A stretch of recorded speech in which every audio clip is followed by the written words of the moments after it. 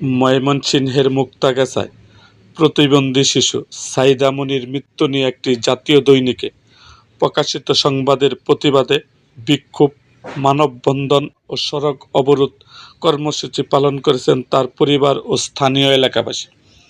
রবিবার দুপুরে উপজেলার দুল্লা ইউনিয়নের চেচুয়া বাজার এলাকায় ময়মনসিংহ জামালপুর মহাসড়কে এ কর্মসূচি অনুষ্ঠিত হয়।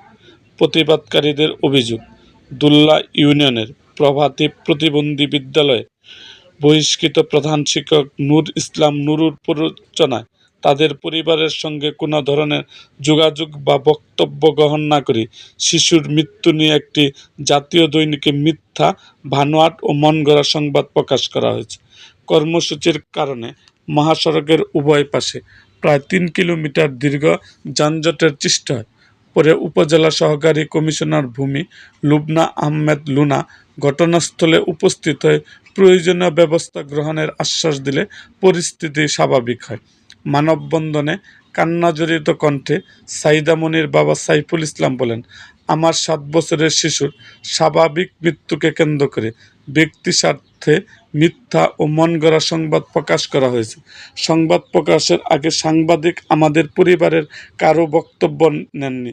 উভয় পক্ষের বক্তব্য ছাড়া এমন সংবাদ কিভাবে প্রকাশ করে? সাঈদা মনির মা আনোয়ারা বেগম বলেন, প্রতিবন্ধী বিদ্যালয়ের অভ্যন্তরীণ সমস্যাকে কেন্দ্র করে আমাদের মৃত শিশুকে নিয়ে অপপ্রচার চালানো হয়েছে। আমাদের সঙ্গে কথা না বলেই এমন সংবাদ প্রকাশ করা হয়েছে, যা অত্যন্ত নিন্দনীয়।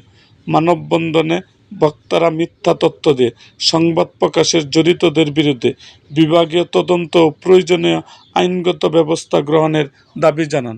একই সঙ্গে প্রকৃত ঘটনা যাচাই করে সঠিক সংবাদ প্রকাশের আহ্বান জানান তারা। এ সময় সাঈদা মনির পরিবারের সদস্যদের পাশাপাশি প্রায় ১৫০ শতাধিক স্থানীয় বাসিন্দা কর্মসূচিতে অংশ নেন। সহকারী কমিশনার ভূমি লুবনা আহমেদ লুনা বলেন, বিষয়টি ঊর্ধ্বতন কর্তৃপক্ষকে অবহিত করা হবে। এরকম আরও ভিডিও পেতে আমাদের মুক্তাগাছার ইতিহাস মিডিয়া ইউটিউব চ্যানেলটিকে সাবস্ক্রাইব করুন এবং পাশে থাকা বেল আইকনটি বাজিয়ে দিন।